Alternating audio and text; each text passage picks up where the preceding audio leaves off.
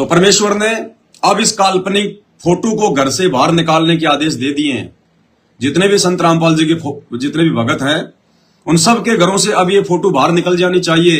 और हमने तो इस फोटो को फाड़ फाड़ के फेंका, फाड़ फाड़ के हजारों लाखों सत्सेवकों ने इस फोटो को फाड़ फाड़ के फेंक दिया, फाड़ फाड़ के, क्योंकि हमें असली कबीर मिल गया, असली भगवान मिल गया। अब गुरुदेव ने अपने सत्संगों में कैसे इस नकली कबीर को नकली साबित किया है, इस फोटो को नकली साबित किया है, तो चलिए अब सुनाते हैं आपको गुरुदेव भगवान के मुख कमल से। और उसके बाद हमें विश्वास हो जाना चाहिए कि अब हमने अपने गुरुदेव भगवान असली कबीर के रहते सहते वो दाढ़ी मूछ वाली कबीर जी की काल्पनिक फोटो का जून के महीने में प्रकट दिवस नहीं मनाना है। उस फोटो को हमने भगवान नहीं कहना है, उस फोटो को हमने अपने दरबार साहिब में नहीं रखना है, उस फोटो को हमने अपने घर पर नहीं रखना है। यदि आपने लॉकेट पहन रखा है और यदि वो फोटो है तो उस फोटो को लॉकेट से निकाल दो, अन्यथा मार खाओगे। तो क्या कह रहे हैं परमात्मा इस नकली फोटो के विषय में, क्या कह रहे हैं? ये क्या है, असली है या नकली है? भगवान ऐसा ही है या कैसा है? सुनिए गुरुदेव भगवान क्या कह रहे हैं। यदि इस दास के स्थान पर आज कबीर परमेश्वर भी आ जाते, क्योंकि जिस समय कबीर परमेश्वर जिस रूप में आए थे वो तो तुमने देखा नहीं, वर्तमान वाला ने, और वो परमात्मा किस रूप में आए थे ये तो जो हमने चित्र बना है तो हमारा एक अपना इमेजन है, अपना सपोजिशन है, अपना माना हुआ बना है। लेकिन वो परमात्मा अब आ जाए तो जिस रूप में वो पहले आया था वो तो तुमने देखा नहीं, और ईब जिसमें आ रहा है उसने तो मानो को नहीं। क्या कह रहे हैं गुरुदेव भगवान?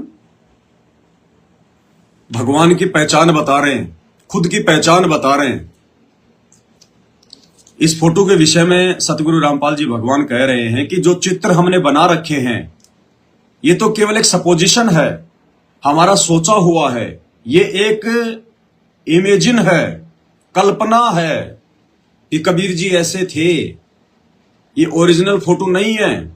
कबीर जी ओरिजिनल में 650 साल पहले ऐसे नहीं दिखाई देते थे। उस समय कोई कैमरा नहीं था, उस समय कोई प्रिंटिंग प्रेस नहीं थी जो आपने रंग रोगन भर दिए, आपने बढ़िया फोटो निकाल दी।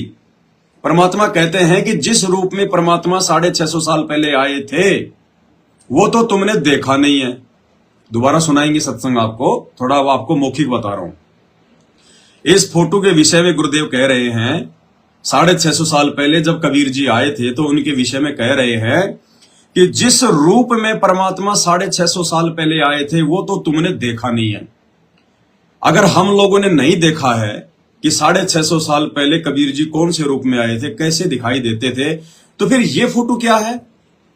फिर ये कौन है जिसको गुरुजी सन 1994 से कह रहे हैं कि ये कबीर है, ये कबीर है, ये कबीर है, और आज गुरुजी खुद ही रिजेक्ट कर रहे कि 650 साल पहले परमात्मा जिस रूप में आए थे वो तो तुमने देखा नहीं है। अगर हमने देखा नहीं है और यदि परमात्मा ऐसा नहीं है तो फिर ये कौन है? अगर वो कबीर ऐसा ही होता तो गुरुजी ये बात सत्संग में नहीं बोलते कि उसको तुमने देखा नहीं है कि वो कैसा है।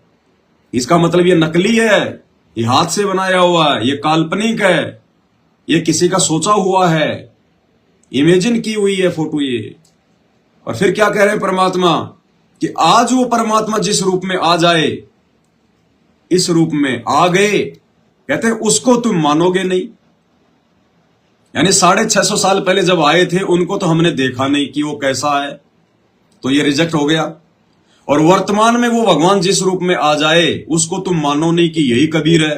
जैसे आज खुद सतगुरु रामपाल जी भगवान के 90% भगत और उनका परिवार नहीं मान रहा कि संत रामपाल जी ही कबीर हैं। तो गुरुदेव कह रहे हैं वर्तमान में जिस रूप में आ जाए उसको तुम मानो नहीं। तो भाई ये तो सोचने समझने की बात है। बताओ फिर कैसे भगवान समझाएगा फिर हमारे को? फिर हमने भगवान को उनके ज्ञान से समझना पड़ेगा, उनके द्वारा दिखाए गए इन प्रमाणों से, इन सबूतों से समझना पड़ेगा कि सृष्टि रचना का भेद इस ब्रह्मांड में खुद कबीर के अलावा दूसरा कोई नहीं खोल सकता। सत्संग यानी सच्चा ज्ञान, सत्य का संग उस कबीर के अलावा कोई दूसरा नहीं कर सकता। तत्वदर्शी संत, गीता अध्याय 4 श्लोक 34 के अनुसार उस कबीर के अलावा कोई तत्वदर्शी संत की भूमिका नहीं निभा सकता। ये कैंसर के रोग अपने आशीर्वाद से ठीक करना, मुर्दों को जिंदा करना, लाखों लोगों का नशा छुड़वा देना, वास्तविक भक्ति शास्त्रों से निकाल के दे देना और आत्मा के हृदय में बैठ जाना, ये कोई सामान्य बात नहीं है, कोई सामान्य साधु संत महात्मा की बस की बात नहीं है। इन्होंने ये करके दिखाया है, करके, क्योंकि ये खुद कबीर भगवान है, ये अल्लाहू अकबर है।